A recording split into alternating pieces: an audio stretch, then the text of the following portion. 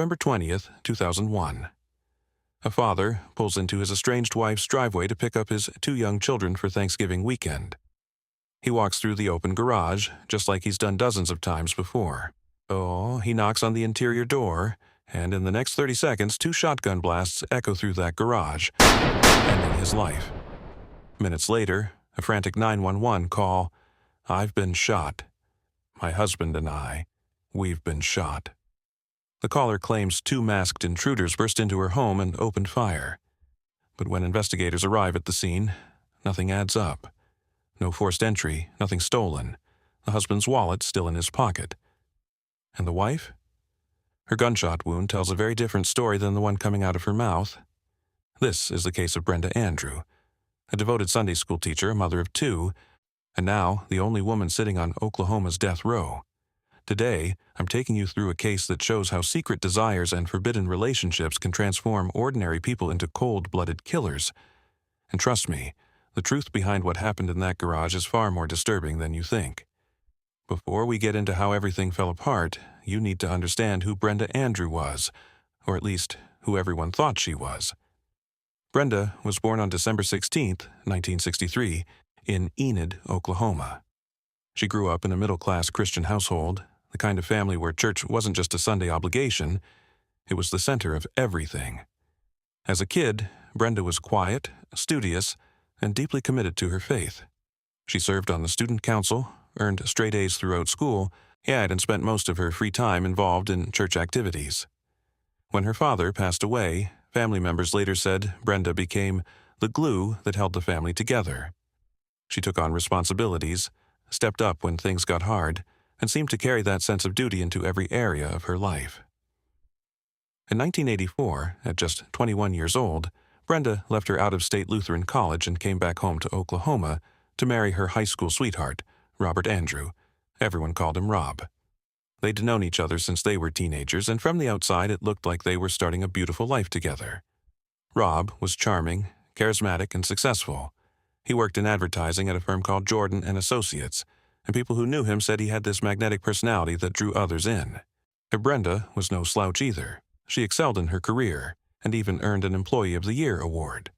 But when Rob's job required them to move, first to Texas, and then back to Oklahoma, Brenda adjusted her own ambitions to support his career. That's just what she did. The couple had 2 children, a daughter named Tricity and a son named Parker. After they were born, Brenda left the workforce to become a full-time mom and a Sunday school teacher at North Point Baptist Church in Oklahoma City. And let me tell you, she didn't just show up on Sundays. Brenda was known in her community for her dedication. She cooked meals for elderly neighbors. She'd walk alongside a neighbor with Alzheimer's to keep them company. She led Bible studies. She was the person people turned to when they needed help. For 17 years, the Andrews family looked like they had it all figured out. 2 kids, a nice home in northwest Oklahoma City, active in their church, the kind of family you'd see in a commercial for the American dream. But here's the thing about perfect lives. They're often hiding the deepest cracks. And those cracks were about to become a chasm that would swallow this entire family whole. Before we continue, I want to ask you something. Have you ever known someone whose perfect life turned out to be a complete facade? Someone who seemed to have it all together on the outside, but behind closed doors, it was a completely different story. Drop your thoughts in the comments below. And if you're ready to see just how dark this case gets, hit that subscribe button, because you're not going to want to miss what happens next. As Brenda approached her 40th birthday, something shifted. Maybe it was a midlife crisis. Maybe it was years of suppressed dissatisfaction finally bubbling to the surface. Whatever it was, Brenda Andrew, the woman who taught children about morality and Christian values every Sunday, started living a double life. It began with a man named Rick Nunley. Court records would later reveal that Brenda carried on a sexual relationship with him from late October 1997 until March 1998. But Rick wasn't the only one. There were multiple affairs, multiple men, spanning several years.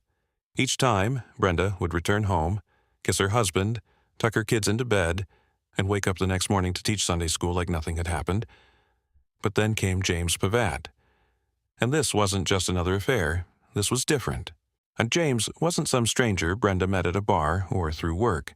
He was a fellow Sunday school teacher at North Point Baptist Church, the same church where Brenda and Rob worshipped, the same church where their children learned about faith and family values. James was married too, with a family of his own. And just like Brenda, he was willing to risk it all. Now, here's where things get really twisted. James Pavat wasn't just Brenda's lover. He was also a life insurance agent. And around the time their affair began heating up, James helped Rob Andrew set up a life insurance policy through Prudential. The value? $800,000. Let that sink in for a moment. The man sleeping with your wife is the same man who just made sure you're worth $800,000 dead. As the affair intensified, Brenda's marriage to Rob completely collapsed. By late September 2001, Rob moved out of the family home.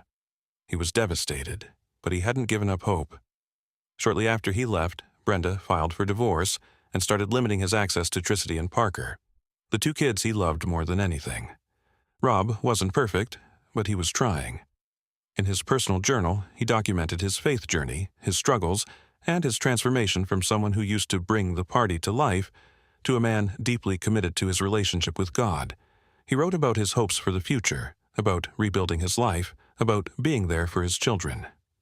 On November 20th, 2001, Rob made his final journal entry.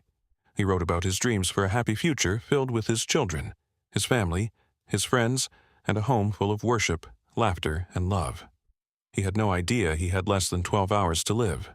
While Rob was pouring his heart into his journal and praying for reconciliation, Brenda and James were making very different plans. Plans that would turn those two children into orphans and a Thanksgiving weekend into a nightmare. This is where things take a truly dark turn, and I need you to pay close attention to what happens next. The choices people make when they think they can get away with anything. They're chilling. If you're finding this case as disturbing as I did when I first learned about it, give this video a like. It genuinely helps me continue bringing you these important stories that we all need to hear. November 20th, 2001. The day before Thanksgiving. It should have been a day filled with anticipation and family warmth. For Rob Andrew, it was supposed to be the start of a holiday weekend with his kids. Rob had made plans to take Tricity and Parker to his parents' house in Enid for Thanksgiving. Despite everything that had happened, the separation, the divorce proceedings, the limited access to his children, he was determined to be there for them. He was their father, and nothing was going to change that. Around evening time, Rob pulled up to Brenda's house in northwest Oklahoma City, the house he used to live in, the home where he'd raised his children. Now he was just a visitor, coming to pick them up for the weekend. He parked in the driveway and walked toward the garage. The garage door was open, just like it usually was. This was his routine. He'd walk through the garage and knock on the interior door that led into the house. He'd done it countless times before. There was no reason to think this time would be any different. Rob stepped into the garage. He moved toward that interior door, and then the first shotgun blast tore through the air. The 16-gauge shotgun pellets struck him in the torso, the impact dropping him where he stood. Before he could even process what was happening, a second blast hit him near his neck. Rob Andrew collapsed onto the cold garage floor, bleeding out just feet away from where his children sat inside watching television. Inside the house, 10-year-old Tricity and 7-year-old Parker had the TV volume turned up. They didn't hear the shots. They didn't hear their father dying in the garage. They just kept watching their show, completely unaware that their lives had just changed forever. Minutes later, a 911 call came in. It was Brenda's voice, frantic and breathless. "I've been shot. My husband and I, we've been shot." When police and paramedics arrived at the scene, they found Rob lying on his back in the garage, motionless. 2 shotgun wounds. Already gone. And Brenda? She was standing there with a gunshot wound to her arm, bleeding but conscious. Between gasps, Brenda told the responding officers her story. She said 2 masked intruders dressed in black had burst into the garage while she and Rob were there. One carried a shotgun, the other had a pistol. They opened fire without warning, shooting Rob twice and hitting her once before fleeing the scene. A random, violent home invasion. Wrong place, wrong time. That's what she claimed. The paramedics treated Brenda's wound and rushed her to a local hospital. The injury was described as superficial, painful, but not life-threatening. Meanwhile, Rob's body was photographed, documented, and eventually taken to the medical examiner's office. And those two kids? They were brought out of the house, confused and terrified, about to learn that their father was dead and their mother was hurt. In one night, their entire world had been shattered. But here's what Brenda didn't count on. Investigators don't just take your word for it. They look at the evidence. And the evidence was already starting to tell a very different story than the one Brenda Andrew was selling. From the moment investigators stepped into that garage, alarm bells started going off. Brenda's story about a random home invasion sounded plausible enough on the surface, but the evidence? The evidence was screaming something completely different. First problem, nothing was missing. In a home invasion robbery, thieves take things, that's the whole point. But Rob's wallet was still in his pocket, untouched. Brenda's purse was inside the house with cash and credit cards still in it. The TV, electronics, jewelry, all still there. So if this wasn't a robbery, what was it? And why would two masked intruders shoot a man twice, wound his wife, and then just leave? Second problem, the forensics didn't match Brenda's account. When investigators examined her clothing, they found a ring of gunpowder residue around the gunshot wound on her arm. You know what that means? It means the gun that shot her was fired from extremely close range, somewhere between 2 and 4 inches away from her skin. But according to Brenda's story, the intruders were across the garage when they opened fire. The gunpowder evidence made that physically impossible. Someone had pressed a gun right up against her arm and pulled the trigger. This wasn't a random shooting. This was staged. And here's another detail that didn't sit right. Rob had been shot twice with a 16-gauge shotgun. But Brenda's wound? That came from a pistol.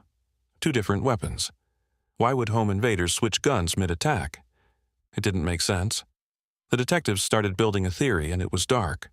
What if Brenda wasn't a victim at all? What if she was the perpetrator? What if someone else was involved, and they shot Brenda in the arm on purpose to make it look like she'd been attacked, too? But they needed more than just forensic inconsistencies. They needed someone who could speak to Brenda's state of mind, her behavior, her reaction to Rob's death. Enter Pastor Wade Burleson. Rob's parents had asked Pastor Burleson to officiate their son's funeral, and on the Friday after Thanksgiving, Burleson went to Brenda's home to discuss the arrangements. Now, this wasn't Burleson's first time dealing with grieving families. Before becoming a pastor, he'd served as a chaplain with the Tulsa Police Department. He'd sat with families of murder victims before. He knew what grief looked like. But when he sat down with Brenda Andrew, something felt off. Burleson asked her a simple, standard question, one he'd asked dozens of grieving spouses before. Would you tell me what it is that you will miss about your loved one? Brenda just stared at him. Silent. No tears, no emotion, nothing. Burleson tried again, rephrasing the question. Can you share a quality about Rob, or maybe a memory that stands out to you? Brenda's response? One word. Nothing. Not, I can't talk about it right now. Not, this is too painful. Just nothing. She had nothing she would miss about the father of her children, the man she'd been married to for 17 years, the man who'd just been murdered in her garage. Burleson left that meeting deeply unsettled. The moment he got to his car, he called Oklahoma City Police Headquarters and left a message for the lead detective. You might want to put a tail on Brenda. If she's not the shooter, she's at least complicit in her husband's murder. The police took his advice. They assigned officers to watch Brenda's movements.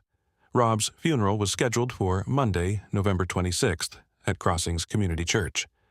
The funeral director called Pastor Burleson that morning and told him Brenda had phoned 30 minutes before the service, saying she and the kids were on their way. But Burleson had a gut feeling. He told the funeral director, "Start the service anyway. Brenda's not coming. She's on the run." He was right. Brenda Andrew never showed up to her husband's funeral. While family and friends gathered to mourn Rob, while his parents said goodbye to their son, Brenda was fleeing. She grabbed James Pavat, threw her 2 traumatized children in the car, and headed straight for Mexico. The officers who were supposed to be tailing her. She slipped right past them on the day of the funeral.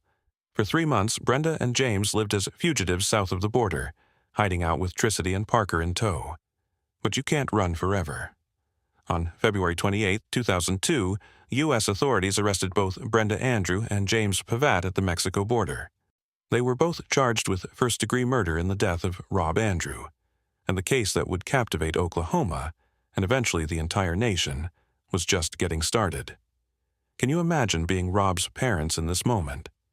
Not only have they lost their son to murder, but their grandchildren, 2 innocent kids, were dragged to another country by the very woman who orchestrated his death. What would you do if you were in their position? I want to hear your thoughts in the comments. And please share this video with someone who needs to hear this story. Cases like this carry lessons we can't afford to ignore. When Brenda Andrews' trial finally began in 2004, the prosecution came armed with a clear theory. Brenda and James Pavat had conspired to murder Rob Andrew for one reason: money. $800,000 in life insurance money, to be exact. The state argued that Brenda and James had planned this murder together. They'd calculated the payout, staged the home invasion, and even shot Brenda in the arm to sell the story. It was cold, it was calculated, and it was all about cashing in on Rob's death so they could run off together without the messy complications of a divorce. James Pavat eventually confessed to pulling the trigger. Initially, he tried to claim Brenda wasn't involved, that he'd acted alone out of some misguided sense of love. But the prosecution wasn't buying it. They presented evidence showing this was a joint effort from start to finish. According to the state's timeline, here's what actually happened in that garage. James Pavat fired the first shotgun blast at Rob, and then Brenda grabbed the shotgun and fired the second shot, making her an active participant in the murder. After Rob was down, James took out a .22 caliber pistol, pressed it against Brenda's arm, and fired, creating her victim wound. But here's where this trial took a turn that would spark controversy for decades to come. The prosecution didn't just focus on the murder itself. They went after Brenda's character with a level of aggression that stunned even seasoned courtroom observers. They brought in testimony about her sexual history going back nearly 20 years. Witnesses testified about affairs she'd had in the late 1990s.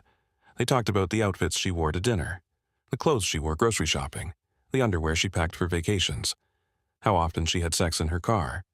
The prosecutor literally held up Brenda's thong underwear in front of the jury, while urging them to convict her of capital murder.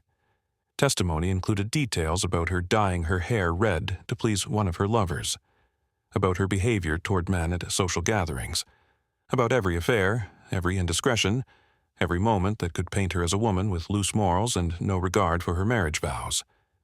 The message was clear. Brenda Andrew wasn't just a murderer. She was a bad wife, a bad mother, and a bad woman. And the jury heard it all. Even years later, the state of Oklahoma would admit that most of this evidence was irrelevant to the actual murder charge. Judge Arlene Johnson of the Oklahoma Court of Criminal Appeals wrote in a dissenting opinion that the evidence had no purpose other than to hammer home that Brenda Andrew is a bad wife, a bad mother, and a bad woman. But in that courtroom in 2004, it worked.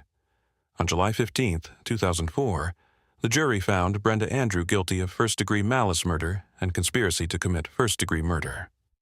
2 months later, on September 22, 2004, she was sentenced to death. James Pavat was tried separately. He too was convicted and sentenced to death. Brenda Andrew became the only woman on Oklahoma's death row, a distinction she still holds today, more than 20 years later. Since her conviction, Brenda Andrew has spent over 2 decades behind bars at Maple Bassett Correctional Center in McLeod, Oklahoma. For 16 years of that time, she was held in solitary confinement. Think about that for a moment. 16 years with virtually no human contact beyond brief exchanges with guards and 1 hour each week with her priest. No matter what she did, no matter how guilty she may be, that kind of isolation breaks people. Throughout all of this, Brenda has maintained her innocence.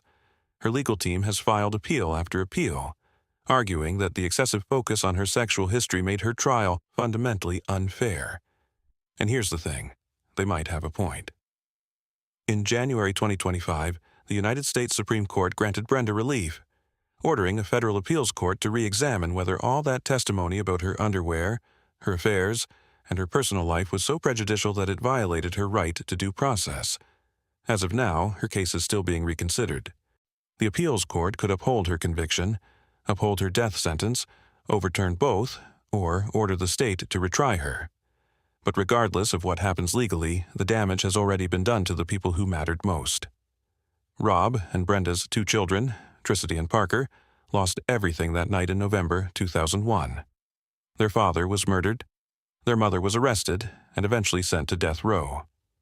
At ages 10 and 7, they became orphans in every practical sense.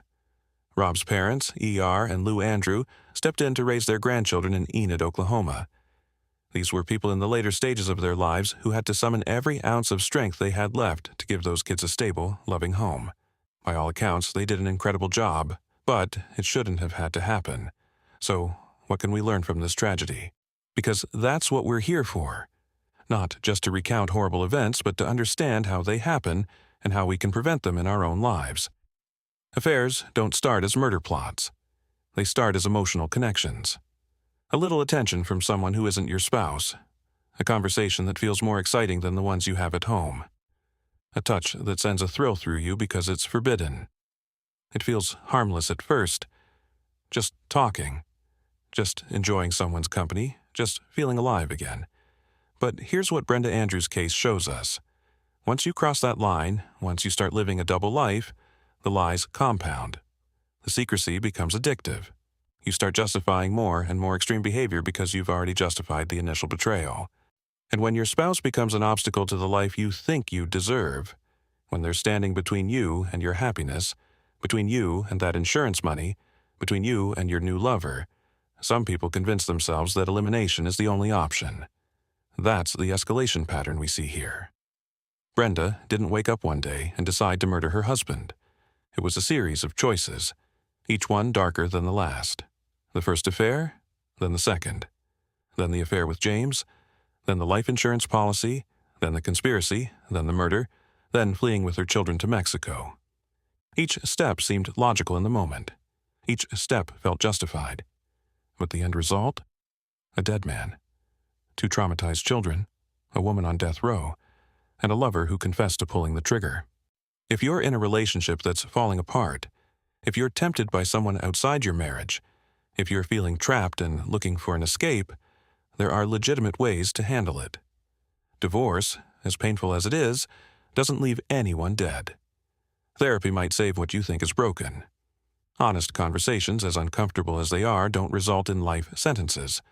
But secrets, lies, affairs conducted while teaching Sunday school, those create a foundation of deception that can lead you places you never imagined going.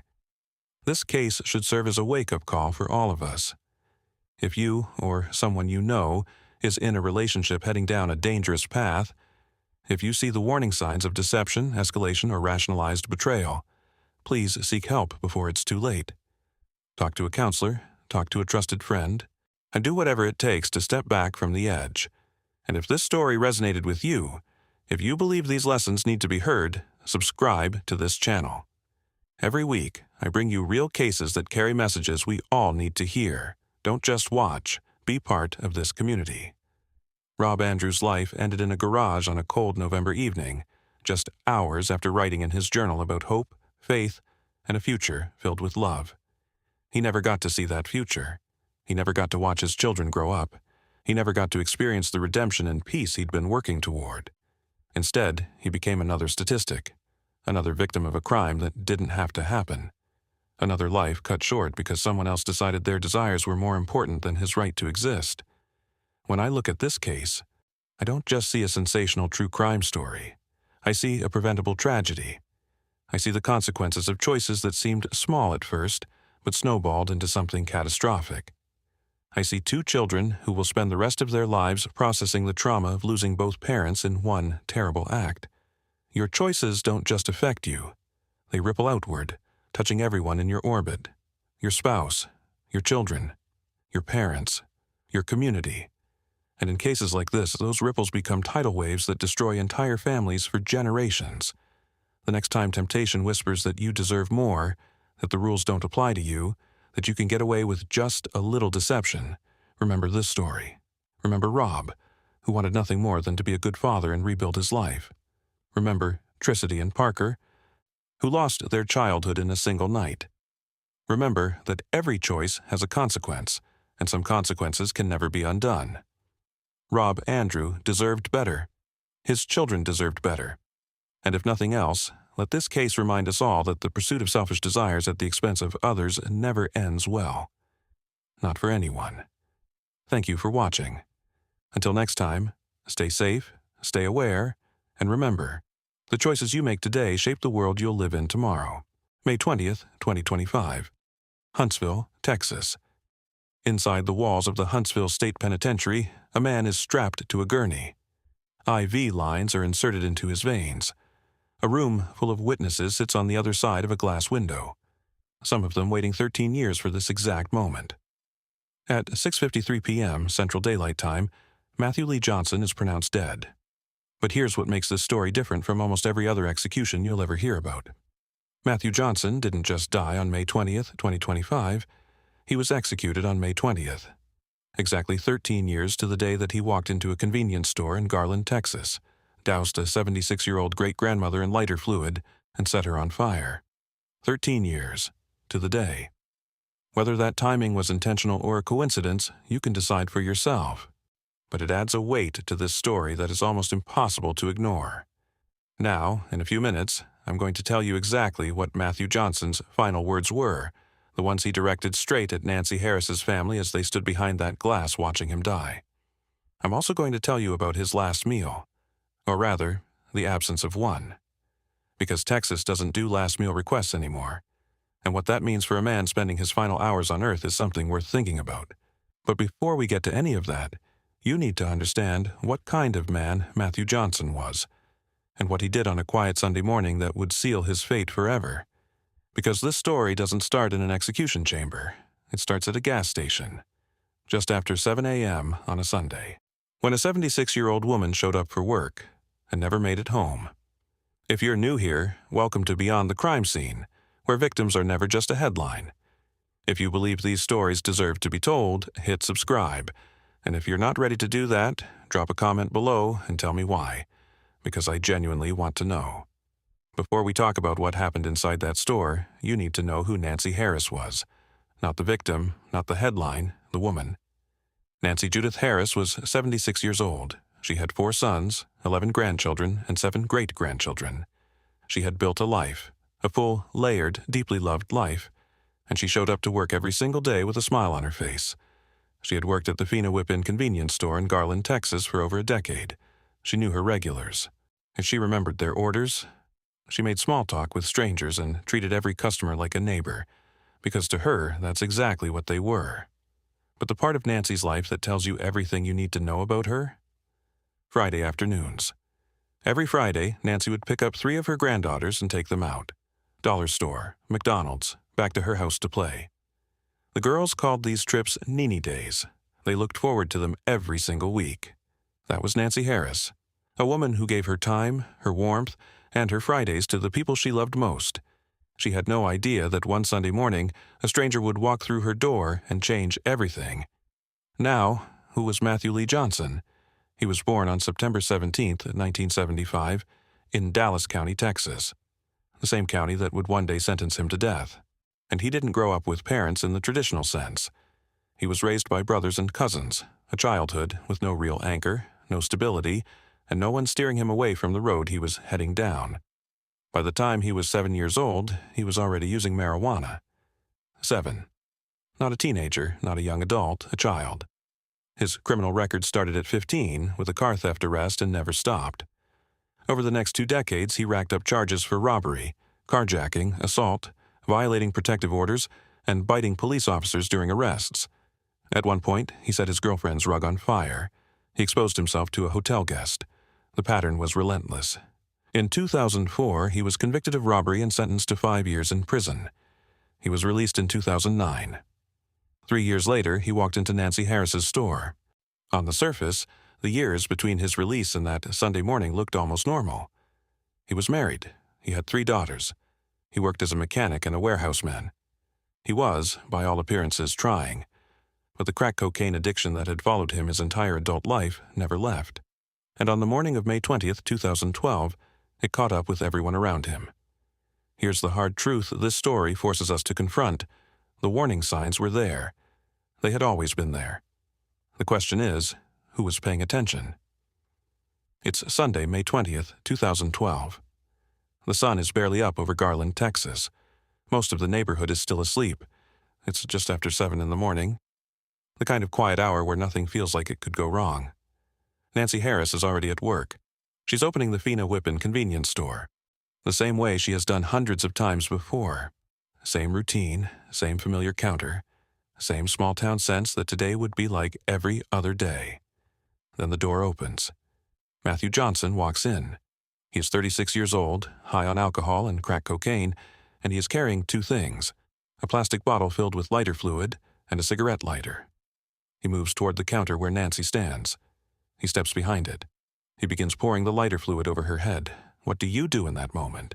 You're 76 years old. You smell the chemical before you understand what it is. You feel it soaking into your clothes, your hair, your skin, and then you see the bottle. Nancy does what anyone would do. She cooperates. She opens the register, hands over the cash. Johnson takes the bills, the coins. He pulls the rings off her fingers. He grabs 2 packs of cigarettes and 2 lighters from the shelves behind her. Maybe she thinks it's over. Maybe she tells herself, just let him take it and he'll leave. He flicks the lighter. The flames erupt instantly. Nancy Harris is engulfed. Her screams cut through the silence of that Sunday morning as Johnson turns and walks toward the exit. And here is where this story stops being a robbery. On his way out, Matthew Johnson pauses at a shelf near the door. He reaches over and grabs some candy bars, tucks them under his arm, and walks out into the morning air, as if a human being isn't burning alive 10 feet behind him. What kind of person does that? What kind of mind is so detached from another person's agony that candy bars are a priority? There was no manhunt, no weeks of detective work, no mystery to solve.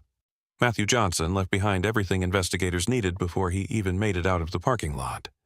The Fina Whippin convenience store had surveillance cameras, and they caught every single second of what happened that morning.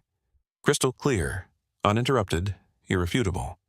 From the moment Johnson walked through the door to the moment he grabbed those candy bars and walked out, the cameras recorded it all.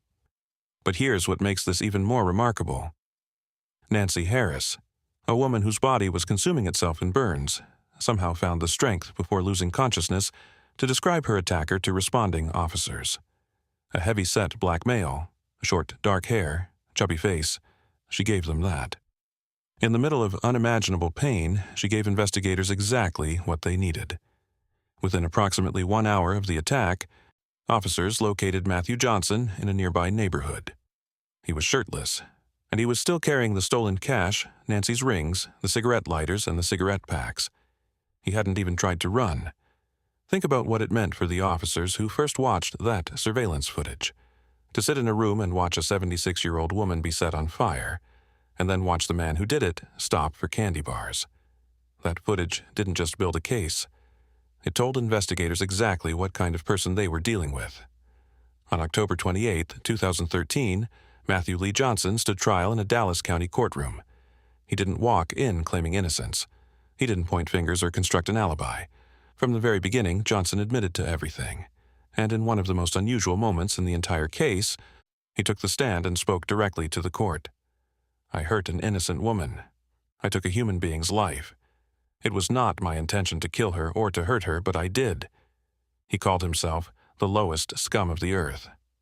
Now, stop and hold that for a moment, because here is where this case gets complicated. The man on that stand, remorseful, articulate, willing to own every word of what he did, is the same man who watched Nancy Harris burn and grabbed candy bars on his way out. How do you reconcile those two people? How does someone go from that level of cold detachment to genuine-sounding remorse in a courtroom? That contradiction is exactly what his defense team leaned into. They argued Johnson was high on alcohol and $100 worth of crack cocaine during the robbery, barely aware of his own actions.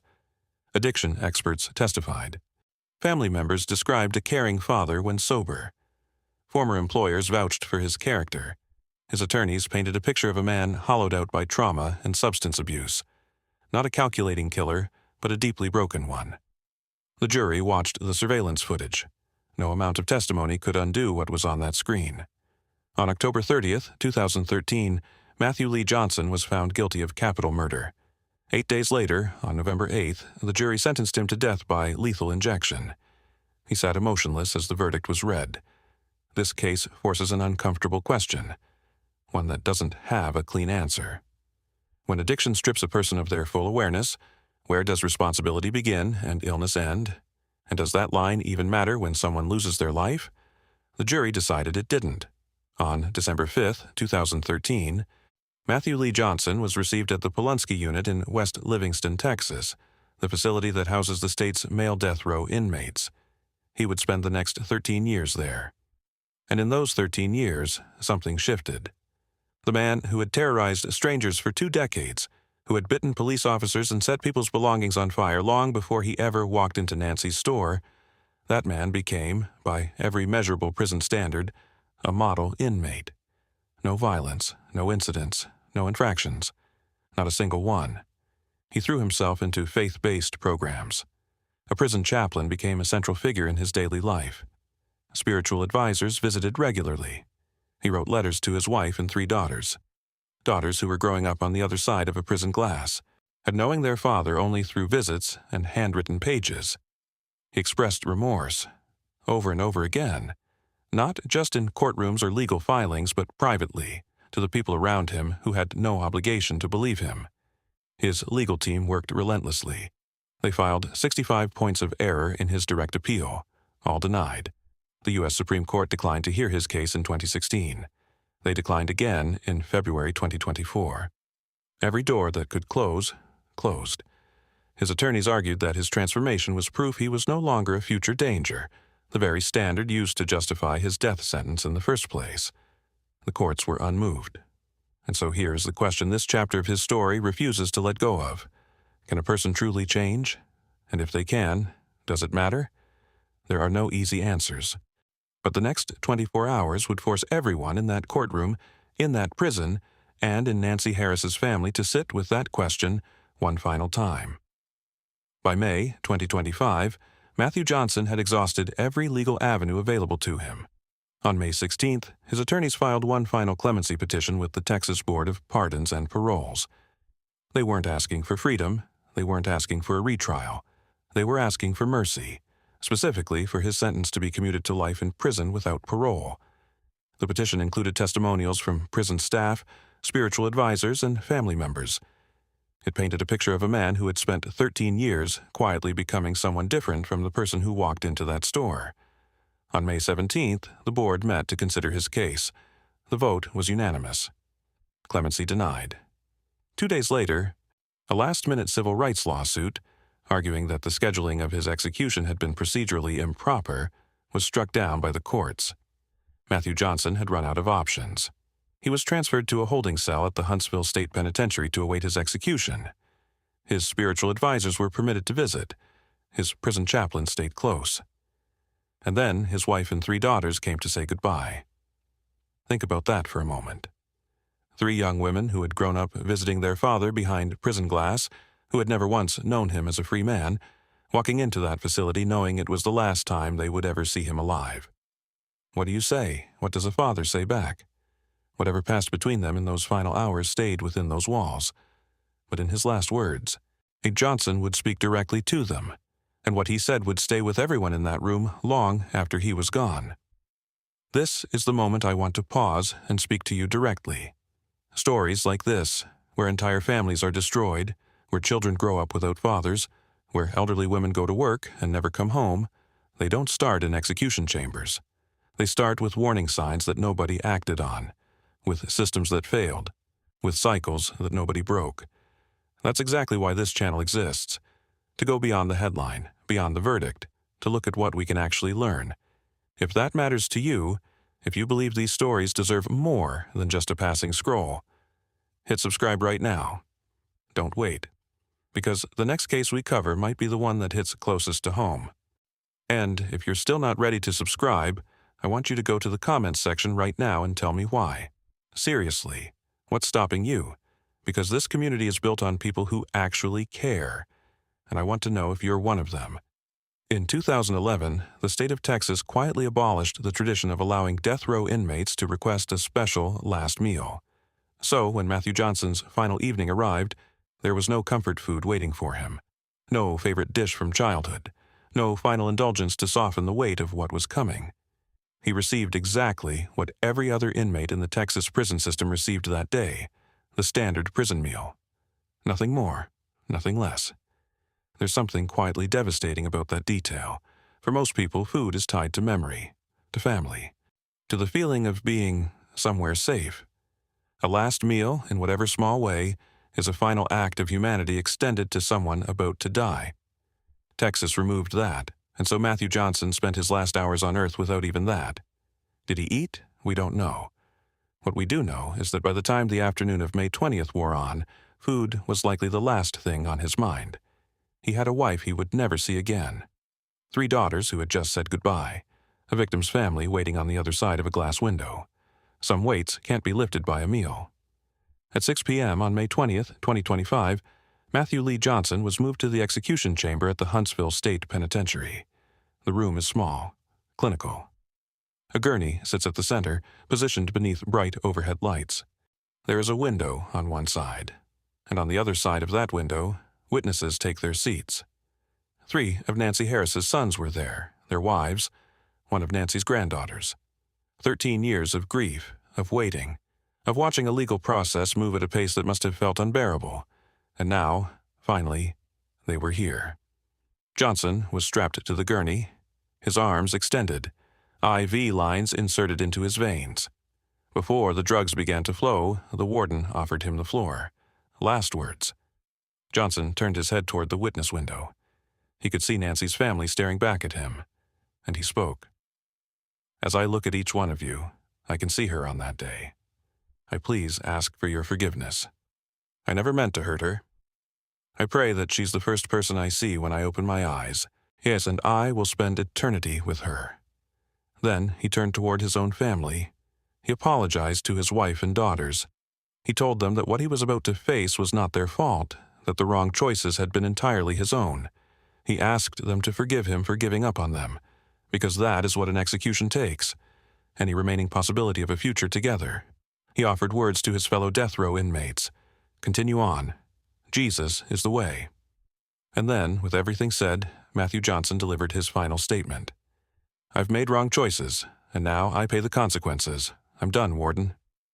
The room fell silent. At 6:27 p.m., the pentobarbital began flowing. Johnson let out several involuntary guttural gasps. Then he began snoring loudly, reflexes as the drug overtook his system. Then the snoring stopped. His chest went still. At 6:53 p.m. Central Daylight Time, Matthew Lee Johnson was pronounced dead. Nancy Harris's family watched through the glass. They showed no visible reaction. They made no statements to the press. They simply stood and then they left, quietly, the way people leave when they've been carrying something heavy for a very long time and have finally been allowed to set it down. Texas Attorney General Ken Paxton released a brief statement shortly after. Matthew Johnson has been executed and received the just punishment for the senseless, horrifying murder of Nancy Harris. He will never be able to hurt anyone again. Outside the prison walls, a small group of protesters held vigil, some opposed to the death penalty on principle, others believing justice had been fully served. It was the 4th execution carried out by Texas in 2025. It would not be the last.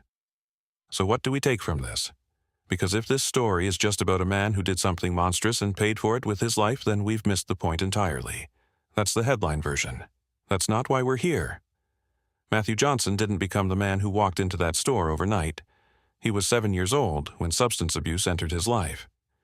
He was 15 when the criminal justice system first processed him.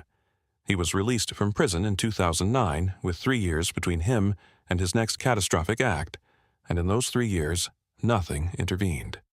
No mandatory rehabilitation, no structured support, no system that looked at his record and said, and this man is going to hurt someone if we don't act now. Nancy Harris paid for that gap with her life, and that is the lesson. Not that bad people exist, we already know that. The lesson is that cycles of addiction and violence rarely announce themselves loudly. They leave a trail of smaller moments, smaller warnings, smaller failures, by families, by systems, by communities, that compound quietly until one morning, someone who never deserved to be in the middle of it ends up there anyway. Nancy Harris was a great-grandmother who spent her Fridays at the dollar store with her granddaughters. She had 11 grandchildren who called her Nini. She showed up to work with a smile and remembered her customers' orders. She deserved to grow old surrounded by the people who loved her. She didn't get that. And so we come to the question this story refuses to answer neatly. Did the execution of Matthew Johnson serve justice? Or did it simply add another death to a chain of loss that started long before May 20th, 2012? One of Nancy's daughters-in-law said it best in an earlier interview, "You don't heal. Days get easier, but there's no day where it's totally healed. No execution changes that. No verdict repairs it." 2 families were destroyed by what happened on a quiet Sunday morning in Garland, Texas. And on May 20th, 2025, exactly 13 years later, one more life ended inside a state facility, while 3 daughters drove home without their father. This is what happens when warning signs go unanswered. This is what happens when addiction is treated as a character flaw instead of a crisis. And this is what happens when the only intervention society offers comes too late, in a courtroom, in a sentencing phase, in an execution chamber. We can do better. We have to. Because somewhere right now, there is another Matthew Johnson in the making. And somewhere right now, there is another Nancy Harris who has no idea what's coming. 2 families destroyed. 2 lives ended. One morning that never should have happened. October 1st, 2024, 6:56 p.m., Huntsville Unit, Texas. Garcia Glenn White is pronounced dead. But in the moments before the pentobarbital stopped his heart, he did something that still haunts the families who watched from behind the glass. He sang a hymn called "I Trust in God" as the lethal drugs flowed through his veins.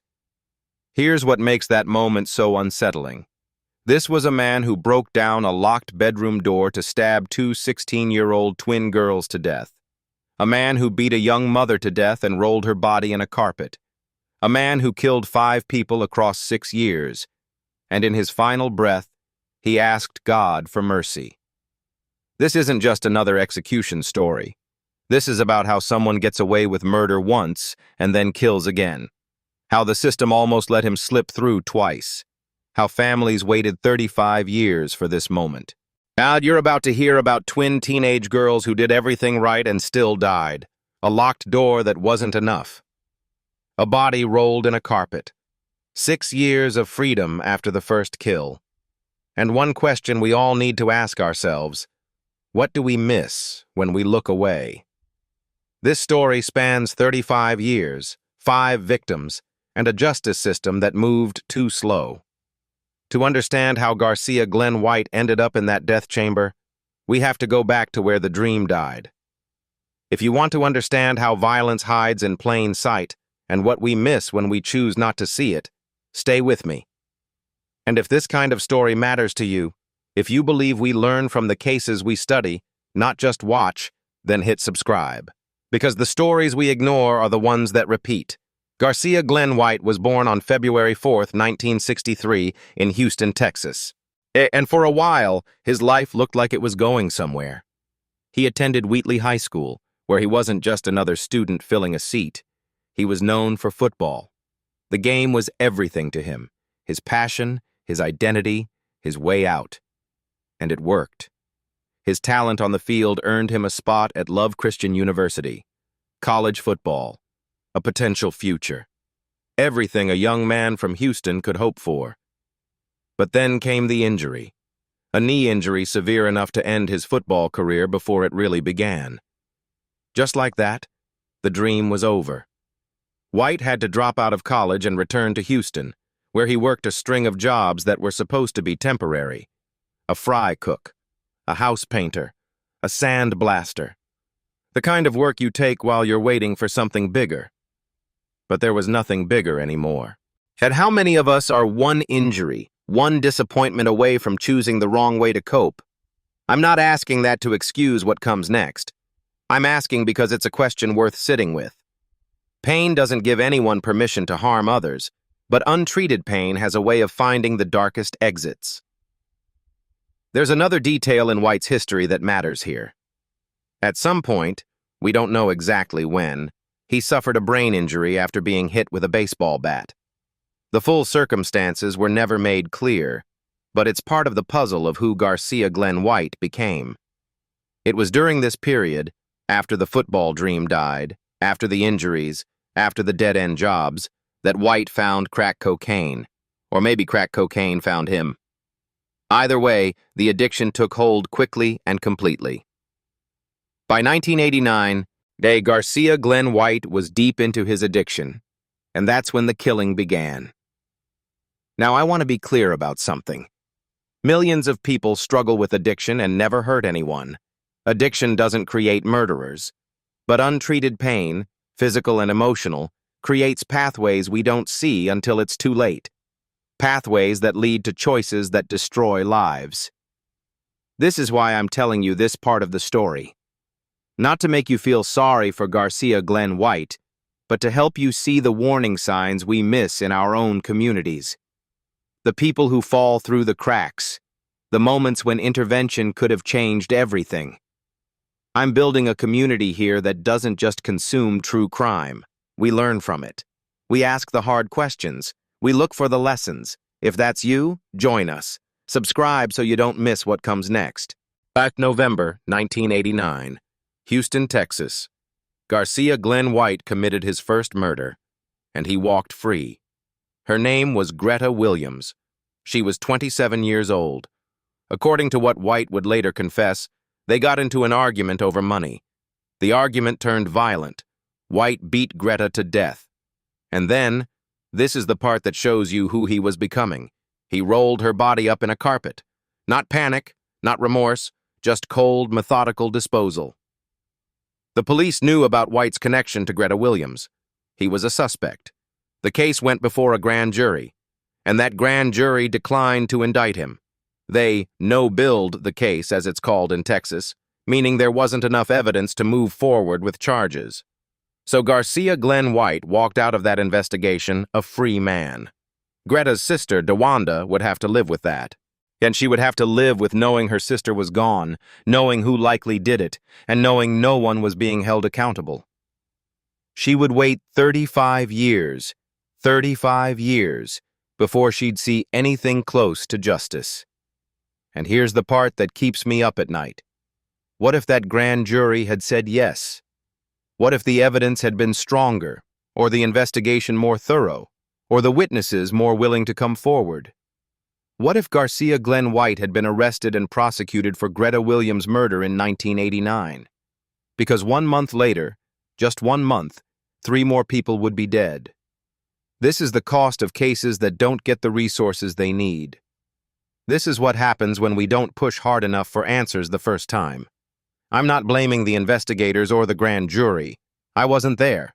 I don't know what evidence they had or didn't have. But I am saying this.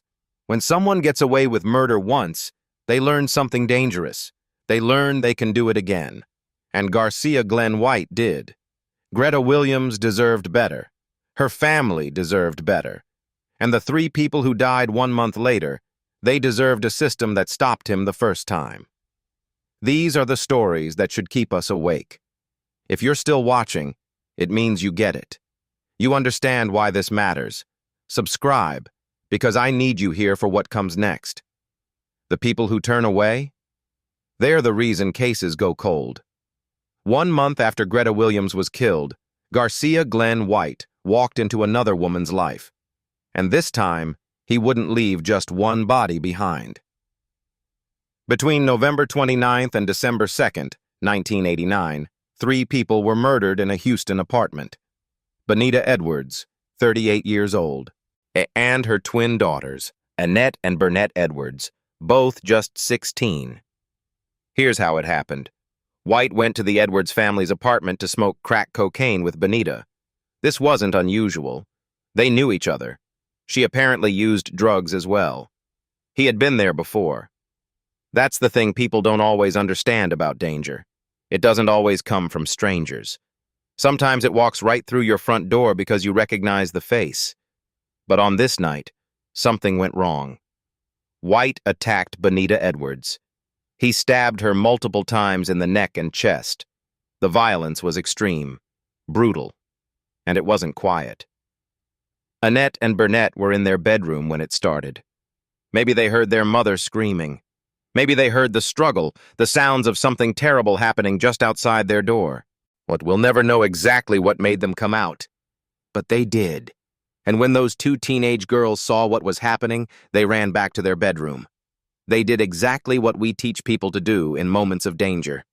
They retreated to a room. They locked the door. And Garcia Glenn White broke it down. He chased them into that room and stabbed both girls multiple times in the neck and chest. Evidence would later suggest he may have sexually assaulted one of them. Forensic testing revealed semen on a bedsheet that was consistent with White's DNA, and blood on that same sheet consistent with either Annette or Burnett. 3 people, a mother and her twin daughters, all murdered in one night. But here's what makes this even more devastating. No one found them right away. Bonita had a boyfriend named King Solomon, and after several days of not being able to reach her, he got worried. He asked the apartment manager to open the door, and when that door opened, King Solomon saw 2 bodies lying on the floor. Houston police officer Leonard Dawson arrived at approximately 2:45 p.m. and found 3 deceased females inside the apartment. The twins did what we're taught to do. They locked the door, and it wasn't enough. I'm telling you this not to scare you, but to prepare you. A locked door buys you time. Time to call for help. Time to escape through a window. Time to arm yourself if you know how. But it's not the end of your safety plan. It's the beginning. You need noise. You need a phone. You need people who know where you are and will notice if you go silent. And here's the hardest truth of all. For 6 years, no one knew who killed the Edwards family. 6 years. The case went cold. Garcia Glenn White walked free again, while 3 families grieved and waited for answers that wouldn't come for over half a decade. July 1995, 6 years after the Edwards family murders. Hai Pham was living the American dream, or trying to. He was a Vietnamese immigrant who had moved to the United States just 9 months earlier with his family. He was a father. He was working hard to build a new life, and he'd opened a convenience store in Houston. Garcia Glenn White walked into that store and beat Hai Pham to death during a robbery. Another victim. Another family destroyed. Another murder White thought he'd gotten away with. But this time, something different happened. In 1996, police were investigating the Hai Pham murder. They were interviewing people, following leads, doing the work that hadn't been done thoroughly enough before. One of those people they talked to was a man named Tecumseh Manuel, a friend of Garcia Glenn White.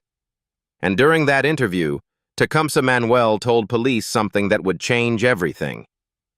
Garcia Glenn White had admitted to him that he killed the Edwards family and Greta Williams. After 6 years, the cold case finally had a lead. When police confronted White, he didn't confess right away. He tried to deflect. He told investigators that a man named Terrence Moore was responsible for the Edwards murders. He thought he could redirect the investigation, buy himself time, maybe walk away again like he had before. But investigators did their homework. They discovered that Terrence Moore had been killed 4 months before the Edwards murders even happened. White's story was impossible, and when they confronted him with that fact, his lie fell apart. Garcia Glenn White confessed. He confessed to killing Bonita Edwards. He confessed to killing Annette Edwards. He confessed to killing Burnett Edwards. He admitted to all of it, and the forensic evidence backed him up. The DNA from that bed sheet, the semen matched White's DNA, and the blood was consistent with one of the twins. The timeline matched. Everything fit. After 6 years, the Edwards family murders were solved. But here's what stays with me. It took another murder for justice to even have a chance. Hai Pham had to die before anyone connected the dots back to Greta Williams and the Edwards family. That's the cost of looking away. That's what happens when cases don't get the resources, the attention, the persistence they need the first time. How many lives could have been saved if the system had worked faster? If the evidence had been pursued more aggressively after Greta Williams? If the Edwards case hadn't gone cold for 6 years? We'll never know. But Hai Pham's family will always know that their father might still be alive if someone had stopped Garcia Glenn White sooner. If you're the kind of person who believes these victims deserved better, that their families deserved faster justice, then you're exactly who this channel is for. Subscribe and be part of the community that refuses to forget. Once Garcia Glenn White confessed, the legal process moved quickly. On May 28, 1996, a Harris County grand jury indicted him for capital murder, specifically for killing Annette and Burnett Edwards in the same criminal transaction. Yet this was a capital charge, which meant he was facing the death penalty. Less than 2 months later, on July 18, 1996, a jury convicted Garcia Glenn White of capital murder. But the trial wasn't over. In death penalty cases, there's a separate phase where the jury has to decide death or life in prison. And during that penalty phase, the jury learned something crucial. The Edwards twins weren't White's only victims. Prosecutors presented evidence about Greta Williams, the 27-year-old woman White had beaten to death and rolled up in a carpet back in 1989, the murder for which he was never charged. They also presented evidence about Hai Pham, the convenience store owner White had beaten to death during a robbery in 1995, another murder he was never formally tried for. White had confessed to both.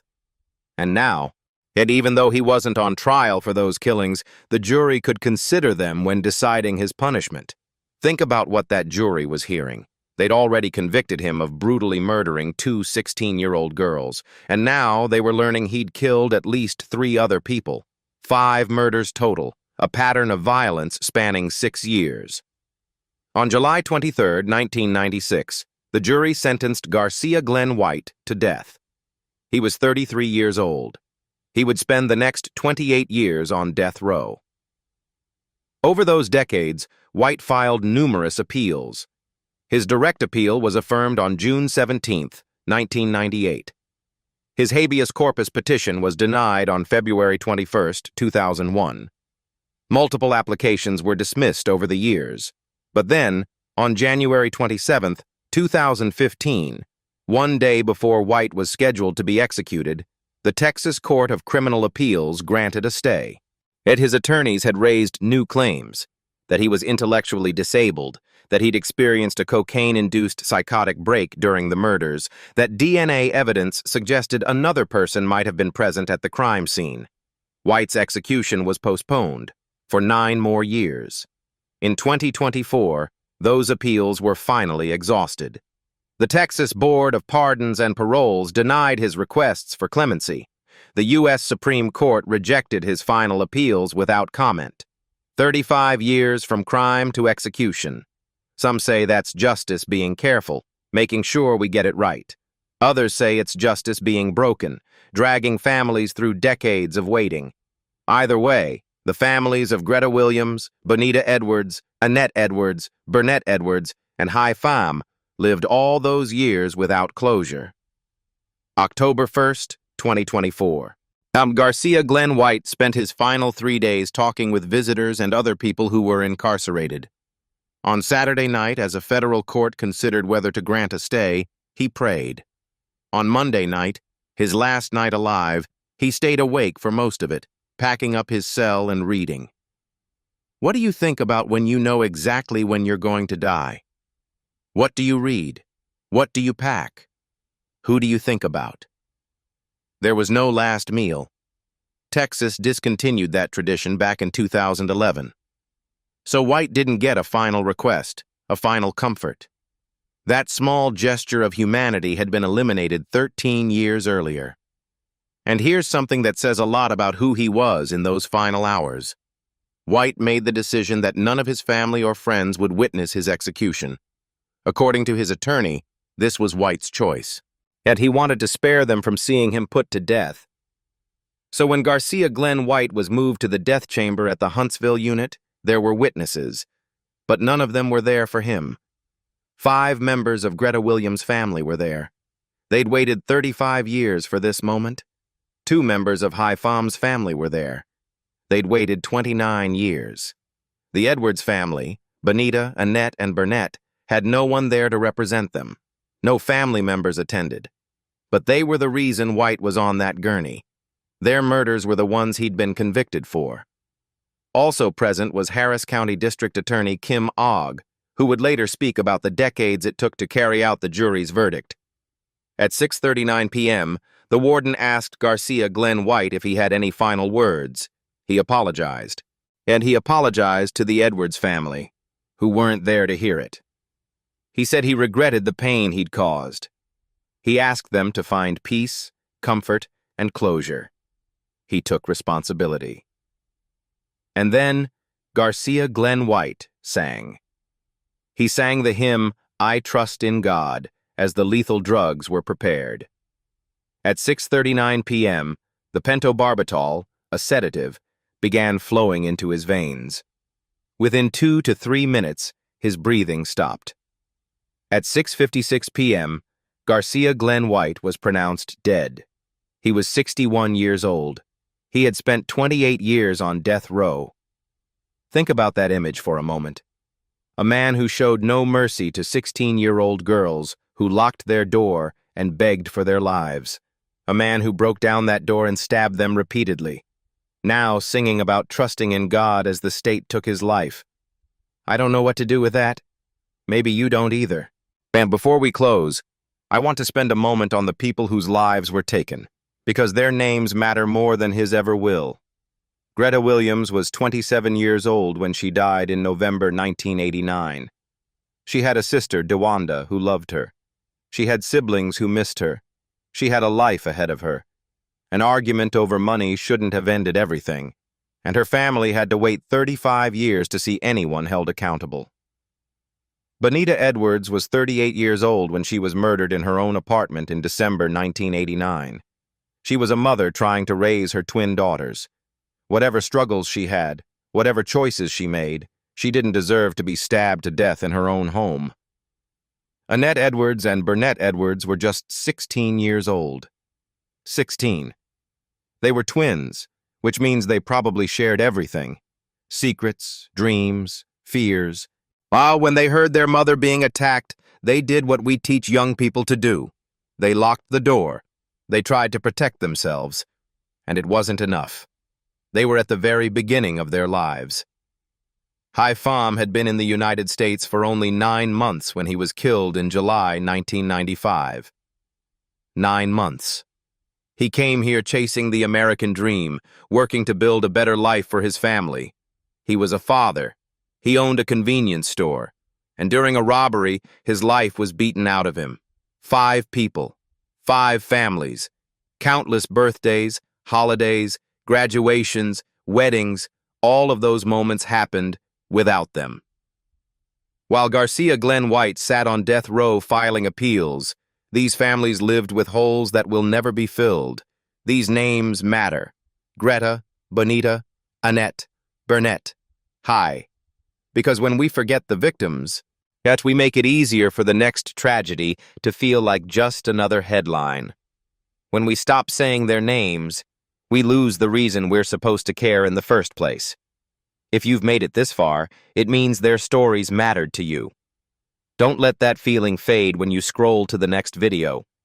Hit subscribe so we can keep telling these stories the right way, with respect, with truth, with the victims at the center.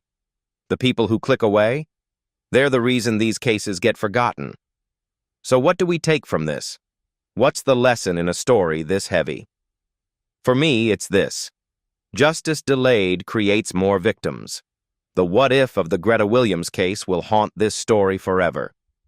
What if that grand jury had indicted Garcia Glenn White in 1989? What if the evidence had been pursued harder, or witnesses had come forward sooner? Would Bonita Edwards still be alive? Would Annette and Burnett have graduated high school, gone to college, had families of their own? Would Hai Pham still be running his store, watching his children grow up in the country he came to for opportunity? We'll never know. But we do know this. The 6-year gap between the Edwards murders and the moment police finally had a lead cost lives, and it didn't have to be that way. There are personal safety lessons here, too. The twins locked their door, and that was smart. But a locked door buys you time, not safety. Time to call for help. Time to make noise. Time to get out if there's another exit. If you're ever in danger, don't stop at locking the door. Scream. Break a window. Call 911. Make sure people know where you are and will notice if you go quiet. And here's something else. Bonita Edwards knew Garcia Glenn White. She let him into her home. Danger doesn't always come from strangers. Sometimes it walks in because we recognize the face. Trust your instincts. If something feels off about someone, even someone you know, listen to that feeling. On a bigger level, this case shows us what happens when we don't demand accountability the first time. When cases go cold because they don't get resources. When families have to fight for years just to be heard. That's not just a failure of the system. It's a failure of all of us when we stop paying attention. I don't have all the answers, but I know this. The more we understand these stories, really understand them, not just consume them, the better we get at seeing the warning signs in our own communities. Yet the better we get at demanding justice before it's too late. On October 1st, 2024, at 6:56 p.m., Garcia Glenn White's story ended. But for the families of Greta Williams, Bonita Edwards, Annette Edwards, Burnett Edwards, and Hai Pham, the pain continues. It doesn't end with an execution. It doesn't end with a verdict. It lives on in every holiday, every family gathering where someone is missing. After the execution, DeWanda Washington, Greta Williams' sister, had said, "It's a long time coming. Hopefully he's made peace with his maker. It's time to go." Harris County District Attorney Kim Ogg spoke to reporters afterward. She said, "The suffering of surviving family members is just unspeakable. At least it's over for the families." But is it ever really over? Does watching someone die bring closure? Does it bring peace? I don't know. But I know that silence and forgetting definitely don't. That's why I do this. That's why I need you here. Because these stories matter. These names matter. And as long as we're willing to listen, to learn, to remember, we're doing something that matters. Thank you for being here, for listening, for caring enough to make it to the end. If this story mattered to you, I'll see you in the next one. And if you're not subscribed yet, what are you waiting for? Join us. Be part of the community that refuses to let these victims be forgotten. Until next time.